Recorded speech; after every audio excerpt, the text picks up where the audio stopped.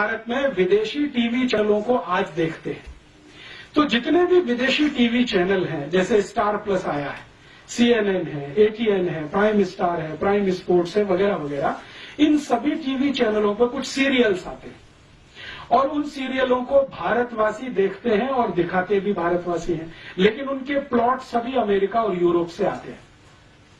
भारत में star plus पे सबसे ज्यादा सीरियल दिखाने वाली एक लड़की है जिसका नाम है एकता कपूर, उसके सबसे ज्यादा सीरियल आते हैं।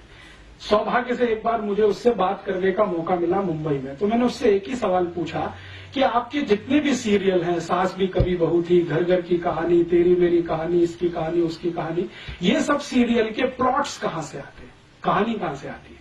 तो मैंने कहा this is all important. Plot तो सभी अमेरिका से हैं, यूरोप से आए हैं, कहानी सब वहां से आई है, उसमें हमने भारतीय पात्रों को फिट करने की कोशिश की है।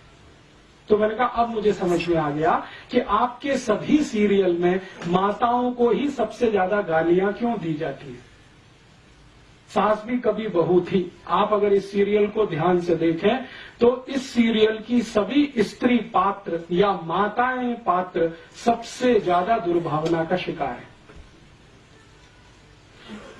ऐसे ही कसौटी जिंदगी की या कहानी घर घर की, कोई भी सीरियल देखें, ये सभी सीरियलों को मैं देख नहीं पाता हूं, लेकिन इनकी स्टोरी जरूर पढ़ता हूं मैं, कभी अखबार में आती है, कभी मैगजीन में।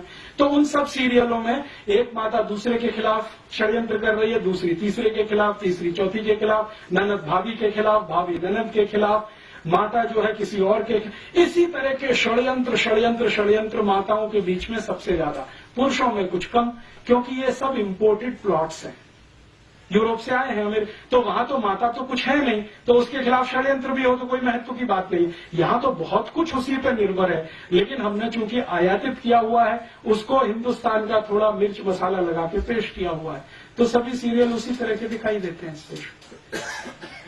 चूंकि हम अगर अपनी सभ्यता को ध्यान में रख के कोई सीरियल बनाएं और अपनी मान्यताओं को ध्यान में रख के बनाएं तो इसके बिल्कुल विपरीत बनेंगे जो आज हम देख रहे हैं या दिखाए जा रहे हैं। अच्छा, मैंने जब इनको कहा कि एकता कपूर को कि आप कोई भारतीय मान्यताओं के आधार पर भी, तो उनका आप प्लॉट बना के दे दीजिए, हमारी दिमाग में तो आता नहीं है, क्योंकि हमने तो जो पढ़ा लिखा है वो सब कुछ इसी तरह का है, मॉडर्निज्म का, यूरोपियनिज्म का, अमेरिकनिज्म। एकता कपूर यूरोप में पढ़ के आई है, थोड़े दिन अमेरिका में रह के आई है, तो वो कहती है कि ज्यादा कुछ हम जो देखते रहे वो यहाँ पे बनाते रहे। तो इस तरह का होता है, जब आप अंधानुकरण करते हैं, बिना सोचे समझे नकल करते हैं, तो इस तरह का उसमें से कुछ निकलता है। फिर हम अपना सिर पीटते हैं, अरे हमारी संस्कृति का नाश हो रहा है, सभ्यता का नाश हो रहा है। वो तो होगा ही, क्योंकि बिना सोचे समझे तो आप ये सब कर ही रहे हैं। कोई विचार तो होता नहीं, कोई बहस तो होती नहीं, कोई मुहाविसा तो होता नहीं इस देश में, ऐसे ही चलता जाता है।